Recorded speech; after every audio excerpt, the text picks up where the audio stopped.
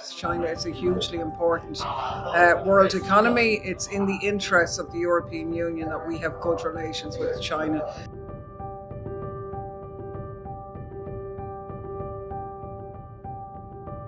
To be honest, the relations between the European Union and China have not been good.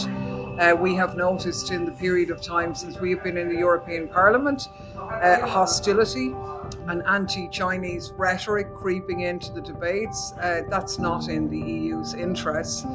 It doesn't make any sense. We have tried to understand where it comes from, and the only conclusion we can come to is that China is obviously a threat to the United States' economic interests, not security interests, but economic interests. And in desperation, they are trying to drag the European Union with them into their camp. But we don't think anybody should have camps. China is a hugely important world economy. It's in the interests of the European Union that we have good relations with China.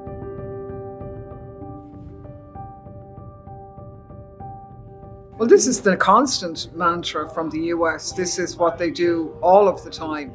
And sadly, they generally bring the EU with them. And the EU repeat this nonsense as well. And it just reveals that China is an economic threat to the US in terms of, not forever and a day, but in terms of their dominant position. Clearly, the United States have been working full-time to drive a wedge between the EU and China and Russia and everybody else. They're trying to hang on to their global position, which they are losing and will lose and have lost in reality.